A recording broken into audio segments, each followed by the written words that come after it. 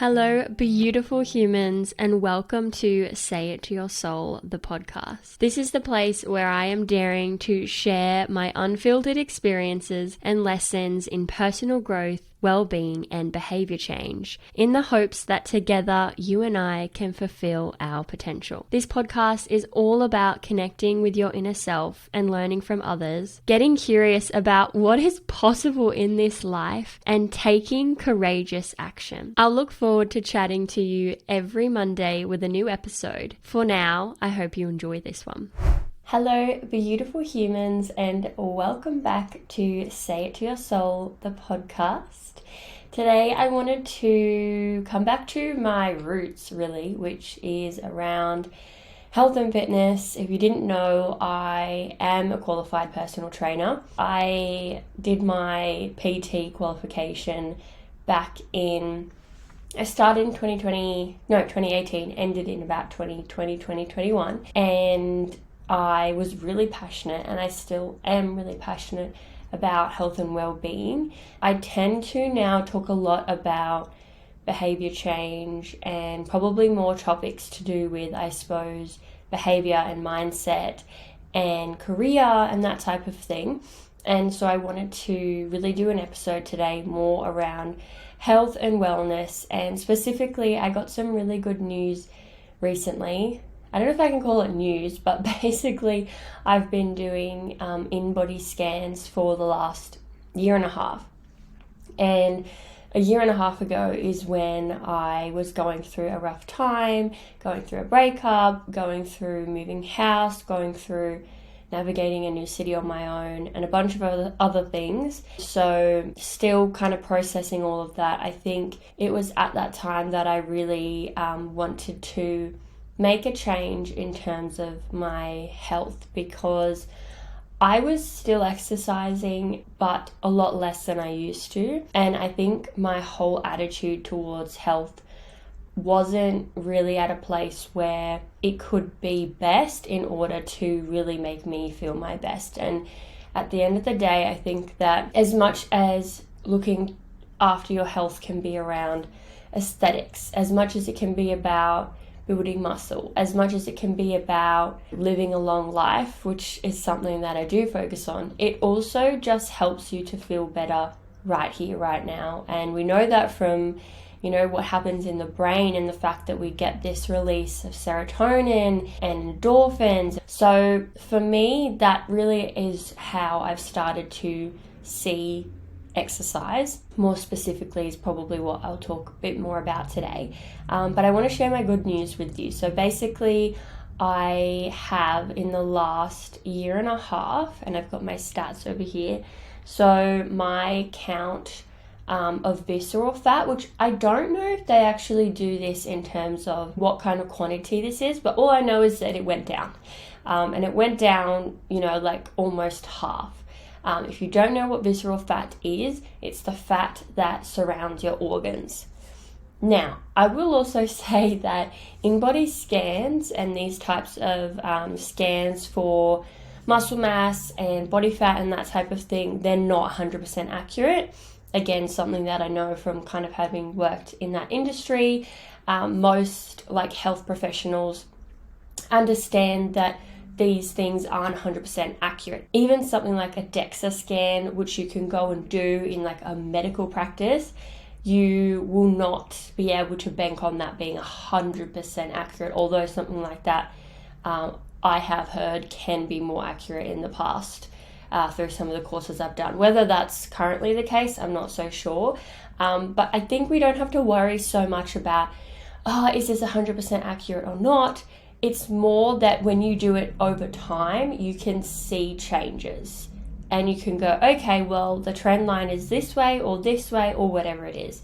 So for me, I've done this scan now 4 times in the last year and a half.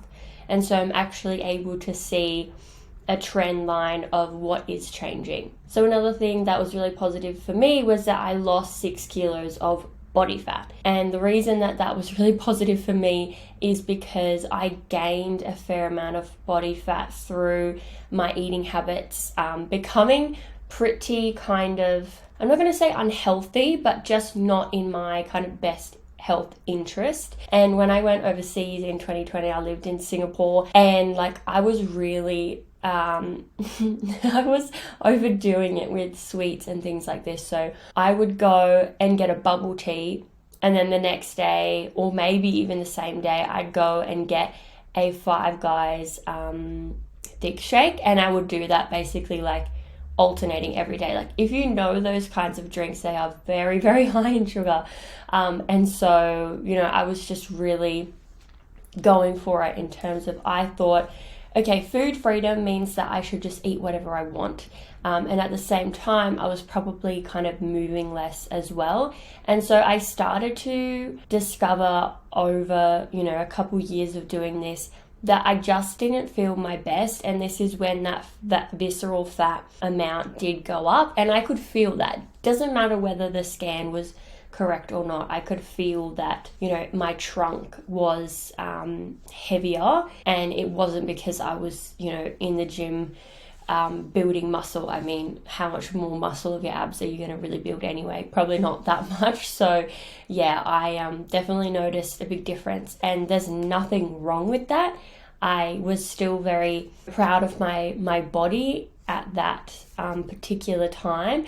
It was just that I knew that change in my body was a consequence of me not actually taking care of myself in the best way.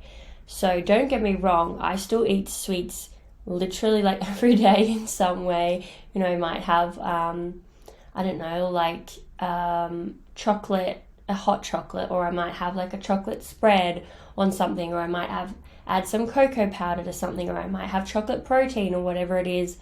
Like I still definitely have that. But back then I was really, really overdoing it. And so what I've been able to see is some of those changes and what that has meant in terms of my body composition by doing these scans. So I would say that's probably one big one that I really noticed and that I really feel. And then the other side, the non-nutrition side, the more exercise side, is that I actually just started to become more consistent with exercise across the week, because I was exercising in the gym, and when I went through my powerlifting phase, you know, I might be going to the gym maybe a couple times a week, like say 3 or 4, and then that was probably my main exercise for the entire week. And maybe I did some walks, but if I didn't do any walks, then like going to the gym a couple times a week, like for me it actually wasn't enough activity, because when I was going to the gym I was actually just like doing quite heavy weight. So I wasn't really working my cardiovascular system very much, because it was keeping lower weights. And yes, I was getting really strong, but I still felt that like my fitness wasn't super great, and I didn't really have a very well-rounded approach in terms of my exercise. You know, if you had made me back then do some kind of cardio, I would have really, really struggled. And so something that in terms of, I suppose, exercise that I want to talk a little bit about is just how it doesn't have to be so particular one type of exercise that you do. And I really love how hybrid training has started to become really popular recently, because I think it's amazing. I think it's amazing that people are now not getting freaked out that they're going to lose their gains because they go running in addition to lifting. Like, that was never something to actually get in the way of your health, that you're going to maybe lose some of your gains. And now we know that unless you are severely overtraining and undereating, then doing some running alongside your lifting is not going to kill your gains. But back then, that's what I heard. Back then, it was kind of like you actually kind of got a get out of doing cardio card.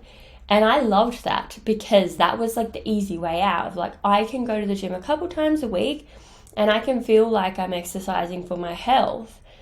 And I can get out of doing like any other kind of exercise, maybe cardiovascular, like more exercise where my heart rate's getting up, my breathing is getting tested in that sense. And I could get out of that and I could just do lifting a couple times a week and I was like fit. But I wasn't really, because it wasn't a very well-rounded approach to exercise. And I felt that. I feel the difference. So I really love that this hybrid training is becoming a thing. And taking it back to my InBody scan, what's interesting is that I actually have stayed the same amount of muscle mass in the last year and a half, yet I am lifting so much less regularly. As in, I probably back then was trying to get to the gym like 3 to 4 times a week. Now I go twice, that's it. I don't do more than that. And I've gained slightly a bit of muscle mass, which, let's be real, every gram you really fight for in terms of muscle. So yeah, I've actually been able to put on a little bit of muscle, like 200 grams, not that much, but we'll take the win.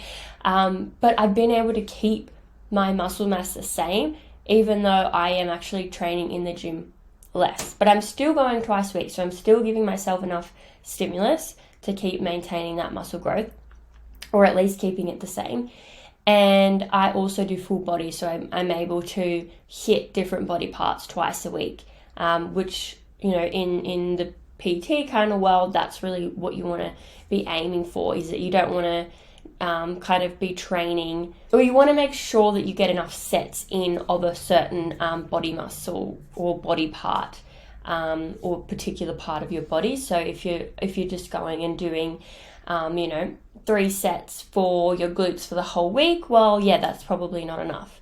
But if you do a couple sets across a few days, or maybe you do a lot of sets in a day, do your research and see what works for you. So yeah, that's the thing. We need to be just getting enough stimulus in terms of making our muscles actually need to grow. That's really what has been a big change for me, is not training as much in the gym, and yet I've been able to lose body fat and keep the same amount of muscle. And I definitely attribute the way that I feel overall like much more healthier and just more fit is because I have changed my training to not just be going and lifting weights.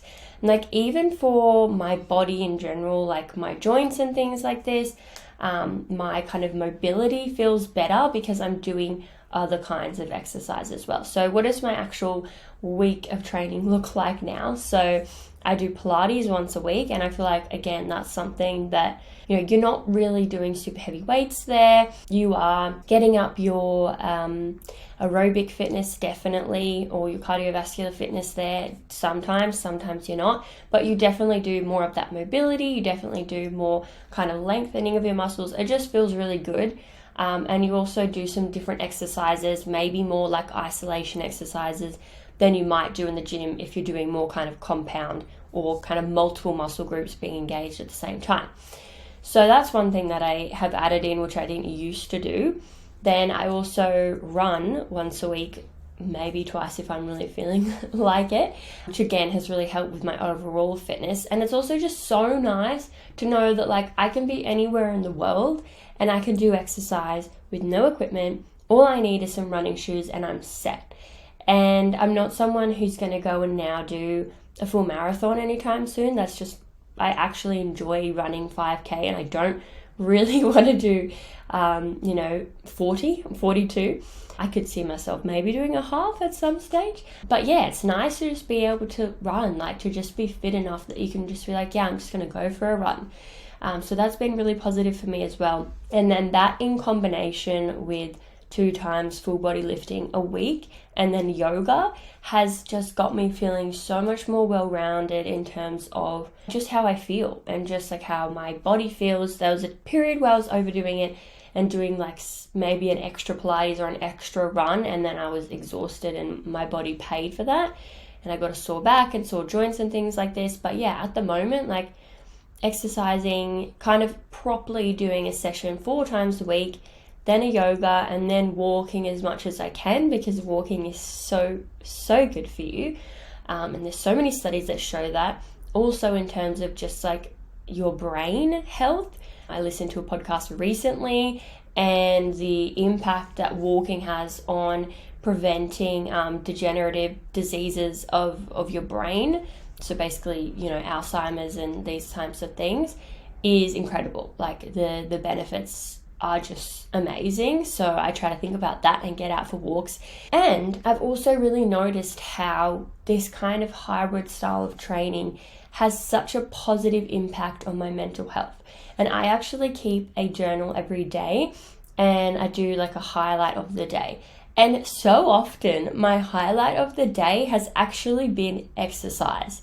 And it makes sense because you literally get all those feel good things happening in your brain where you get that release of serotonin and you get that release of dopamine and you get those endorphins going, etc. So when you experience that, I think it just improves your mood so much.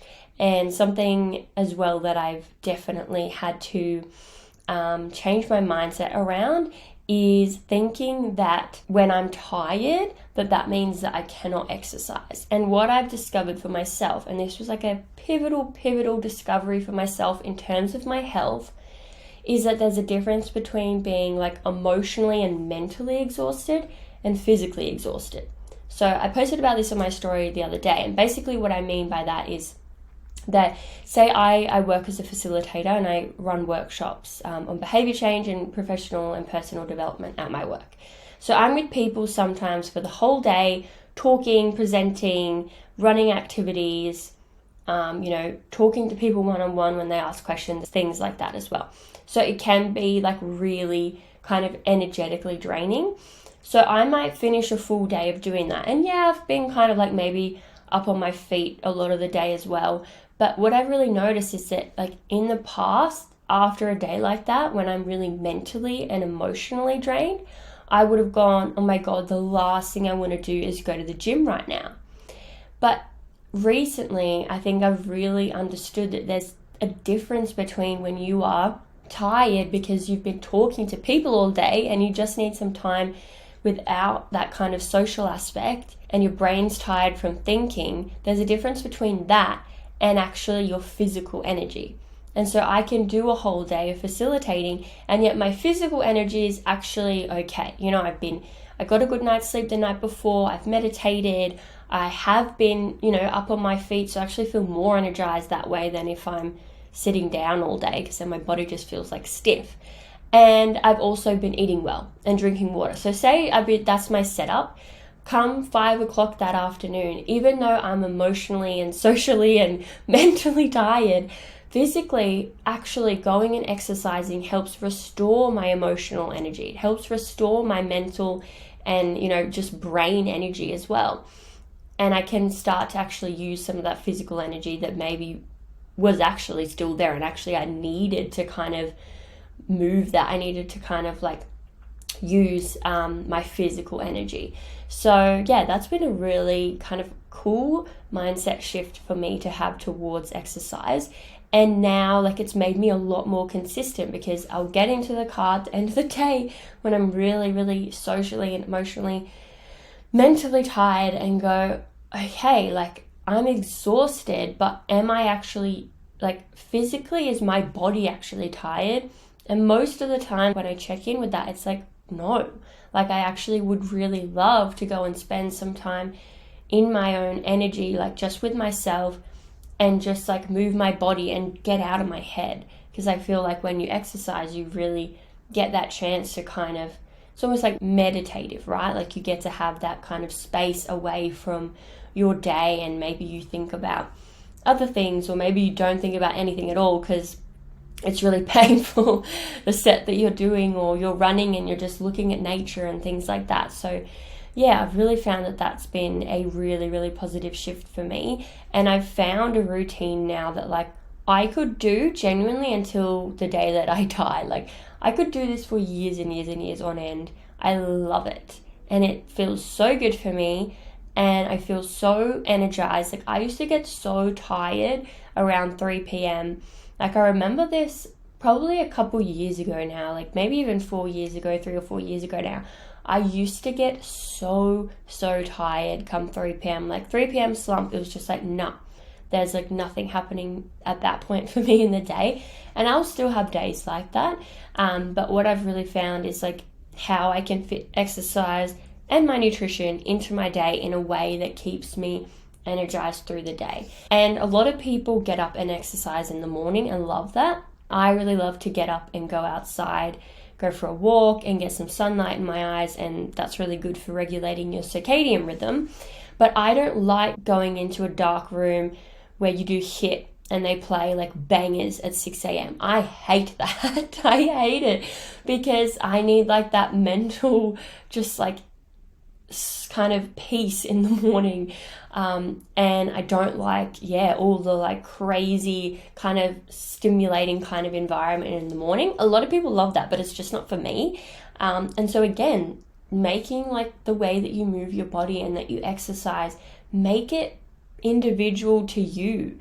And understand that like just because one person is doing a style of training, even if you did the exact same kind of training as them, training split, exercises, whatever, if you're thinking, oh, I want to look like them, because that's what a lot of people will do, and I am the same, don't worry. Even if you did the exact same thing as them, you probably wouldn't, because it also comes down to genetics as well. It also comes down to nutrition, and you don't know, what they're kind of able to do in their lifestyle. Some people are PTs and they have it so kind of easy to train because they're always near a gym, and there are other people that trying to get to the gym is really difficult. And so I guess just like give yourself a bit of a break, and when it comes to your fitness, actually do what is enjoyable for you, because it can be enjoyable to exercise.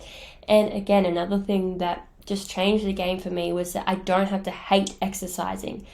Back when I was trying to really build a bikini body, if you've heard of that term before, which is basically like, like kind of the X shape, like big glutes, big shoulders, basically ripped. When I was trying to do that, I got to a point of just like hating training because I had to do it.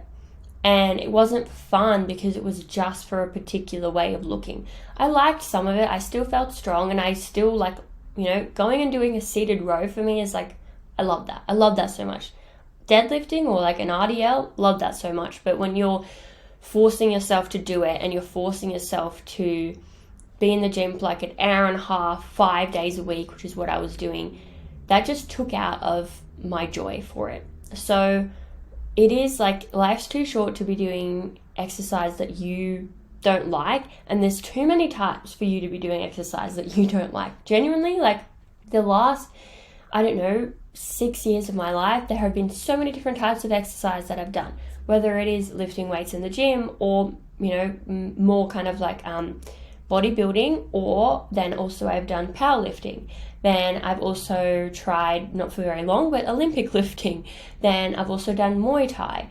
Then I've also done rowing. I've done running. In the past, I've done more bike riding. I've also been kind of getting into Pilates, or definitely have been doing that for the last 2 years. But before that, from time to time, I might do like a mat Pilates class. So that's just a couple. Tennis. I used to do tennis. There are just so many ways that you can move your body that you don't have to do something that you absolutely hate. Now, is it going to be easy? And is it going to be, not uncomfortable? No. There will be times where it's hard. There will be times where it's uncomfortable. And I'd say probably most of the time before I go to any of the kinds of exercise that I do, I go, oh, I don't want to go. I don't want to be uncomfortable. I don't want to raise my heart rate. I don't want to move my body. And then I check myself, because you can't really trust, and Mel Robbins has a video on this, which I love. She mentioned how you can't trust the mood that you're in to decide whether you actually want to go and exercise, because exercise will actually shift your mood. So go and do the exercise and then see how you feel about it. And most of the time, as soon as I get started, I'm like, oh yeah, I love this. This is amazing. This is the highlight of my day. So yeah, another little mindset shift that I think has really helped me too there is not dictating whether I exercise or not on my current mood, getting started and then seeing how I feel. So the final thing that I wanted to just remind you of is just how much your health is a priority. Your health is the most important thing in your life. And someone reminded me of the whole concept when you get on the plane that they say you need to put on your mask first, your oxygen mask first, before you put on anyone else's or help anyone else to put theirs on. And I feel like when you think about your health, that is your oxygen mask. Like, that is what keeps you able to function your best. It's literally what keeps you here on this earth. And so I think I just want to remind people of that, because when you are able to realize that your health is in your own hands and no one else's, I think at first it's a really big wake-up call, and it can feel a little bit like a bit of a shock. But then it's like actually really empowering that you get to decide how you look after yourself, and you get to make that a priority, because it is a priority. And no one has ever looked at me and thought, oh, Georgie, how could you put your health over catching up with me? Or how could you put your health over this meeting? Like, people respect other people's commitment to their health. Like, that is number one.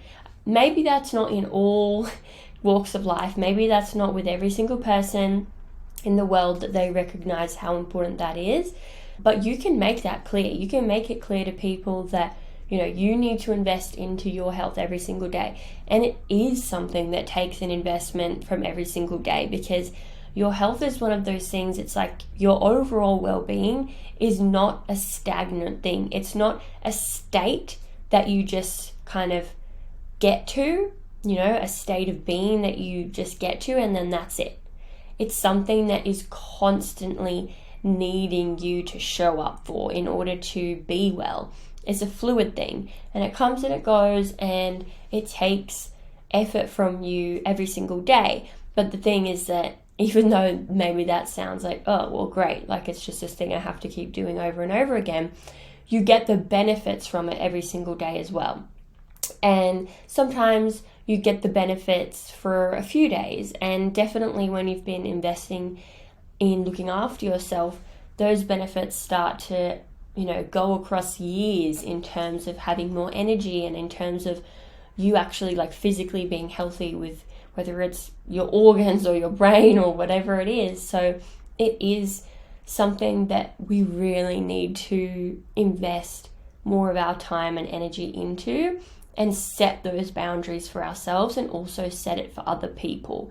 And I'm just really, really happy that it does seem that this is something the world is shifting more into, especially, you know, in kind of like the idea of work-life balance, which I don't love. I like work-life harmony more. But the idea basically that work isn't everything, and that actually your health and looking after your health is more important, in fact, and something that we need to be able to factor into in addition to our work. Like, it's not one or the other. It is that we need to have both, essentially. And so I think that's a really positive thing that it is shifting more that way. I think there's still a lot of work to do.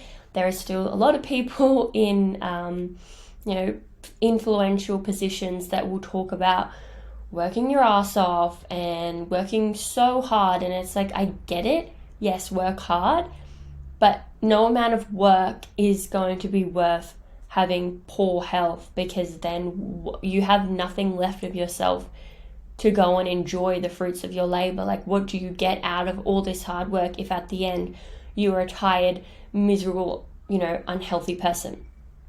Nothing. Like, what have you actually built for yourself in that case if you can't even enjoy it? So yes, I think there are still people who do spread this rhetoric of just kind of working yourself into the ground and getting burnt out and these types of things. And I think we can have both. I think we can have successful careers, we can have successful families, and we can go after our dreams, and we can also look after ourselves so that when we do have those amazing moments, we can make the most of them. And when we do have those hard moments, we can support ourselves through it. Because if you're in a constant kind of stress state, you're not even giving your best to your work anyway. You're not giving your best to your relationships because you can't. Like, you actually can't. So I'm really glad that we are moving more towards that. And I think it's important that we still just remember that, health is in your hands, and it is the most important thing in your life, and think of it like the oxygen mask, and make sure that you are dealing with yours before you do anything else in your life or help other people in your life, because you can't unless you do that first. And I had an experience recently where I went down such a rabbit hole thinking that there was other things in the world that are more important than my health. But then I got like so kind of mentally unwell for a couple of days where I was just like a zombie that I couldn't even really function. So then I was like, well, what help am I right now if I can't even function properly because I can't do anything to help? So yeah, we've got to be able to look after ourselves before we can actually apply ourselves to anything else. And I just wanted to remind you of that. And I wanted to kind of, I guess, give the story of how, for me, it's actually not been hard to become the fittest version of myself that I've been in a long time.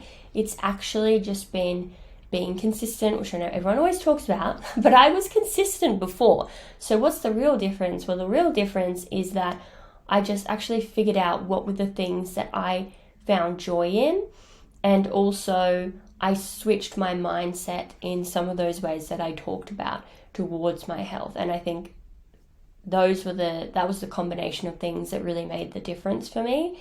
And I would also say that doing meditation and journaling in the way that I've become a lot more in tune with like me, my relationship to myself has become very tight, if you like.